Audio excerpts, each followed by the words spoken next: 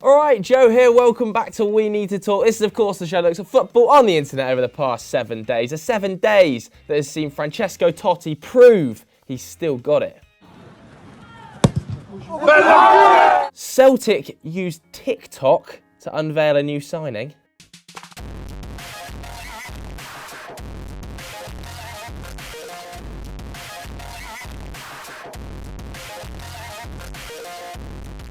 And Sean Dyche talk about the possibility of signing Lionel Messi.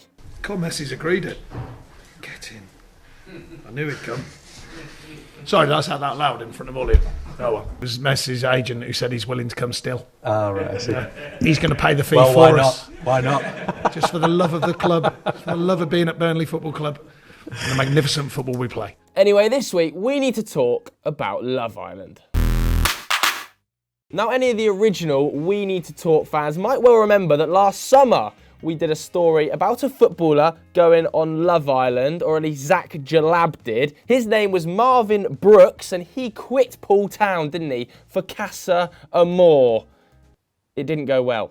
Yes, Big Marv left Poole Town under something of a cloud when his manager, Tom Killick, tweeted, "Pre-season training starts next week, and I've just seen my attacking midfielder has disappeared onto Love Island." He only lasted 3 days, Big Marvin, and then, everybody binned him off. Nobody wanted him, and he didn't get another contract at Poole Town. So that one went well. Now all he does is post topless photos on his Instagram. Bit like Patrick Van Straten. But anyway, this week the show returned for a new winter edition in South Africa. Same concept, same melts, and Kieran Carlin. Hi, I'm Kieran, I'm 24, and based on my internet search history, I'm looking for a 30-year-old MILF who frequently gets her hand stuck in the sink. Anyway, back to the villa, and this year we've got another footballer entering. Yes, it's Marvin Brooks 2.0. Let me introduce you to Finley Tapp, footballer and apparent foot weirdo. One of my sexual turn-ons. I have a foot fetish. Anyway, the real story here is about how Finley has thrown away his footballing career, but is he actually any good, I hear you asking at home? Well, the answer is no, not really. But we should have a look at his footballing CV anyway, which is definitely better than shirtless Marv from last year. A fullback / centre-back by trade. He's only 20 years old. In fact, in 2018, when he was just 18 years old, he came through the academy at MK Dons and actually made an appearance against Bournemouth off the bench. So he's played against Premier League sides, better than Poole Town's Marvin. Since then, it's not been quite plain sailing. He actually left MK Dons and was picked up by Oxford City. Well-known side, Oxford City, after a successful trial period at the club. Now, Oxford City play in the National League South, that's England's 6th tier, 2 divisions below the Football League. And to be fair, he looks all right.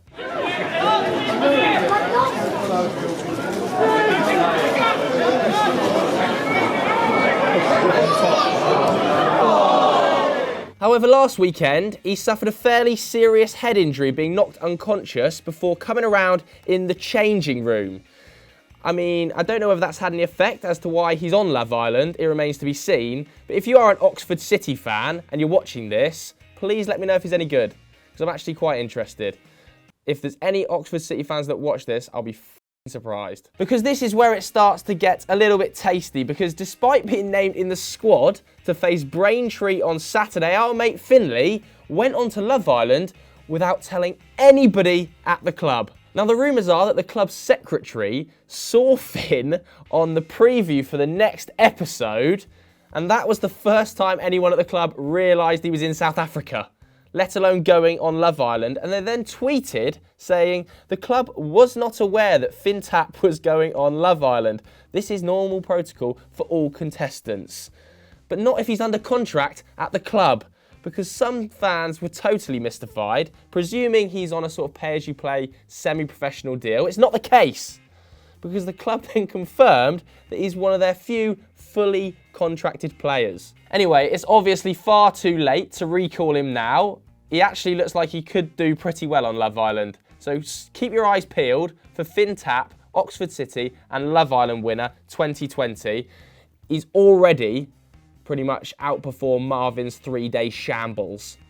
State of him. Moving on to the good, the bad and the ugly. The good this week is about Brighton goalkeeper Matt Ryan, who said he was going to donate 500 Australian dollars for every single save made in the Premier League last weekend and give it towards all of the fires in Australia and the help that's gone into that. There was actually 56 saves and he raised £15,000. A brilliant gesture, and made even better by the fact that Brighton have agreed to match that donation. So they'll be sending £15,000 as well towards the Australian bushfires. Moving on to the bad, this week it's about the UEFA Team of the Year, which was announced and is usually in a 4-3-3 formation.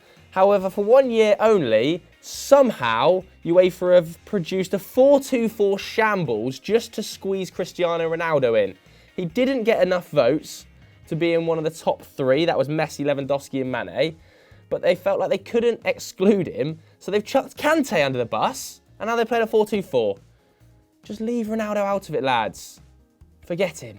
Moving on to the ugly, and this one is about the FA versus Ollie McBurney. Now, Ollie McBurney was spotted in the away end for Swansea City, his old side last weekend, and the FA have cited him for a gesture made towards opposition fans, but there has been absolute uproar about Ollie McBurney being in the away end. I think Chris Wilder summed up how we're all thinking with this little clip. We received a letter from the FA, sort of talking about Ollie's future conduct, which is quite right, I believe. They're red hot on stuff like that, so for them not to take any other action, I think speaks volumes for what it was. We've just had a word with him on the other bit. Yeah, I should imagine he got plenty at that game. I can relate to him, but we've talked about it. You know, he has a responsibility as a footballer, especially with social media and cameras everywhere, that he can't get involved. He must represent himself more than anything a touch better, and he understands that. So that's it for this week's episode of We Need to Talk. If you want more serious football chat and less Love Island, go and watch Continental Club on Euro Football Daily, where they're discussing all of the big boys from across the continent. Thanks very much for watching. Goodbye.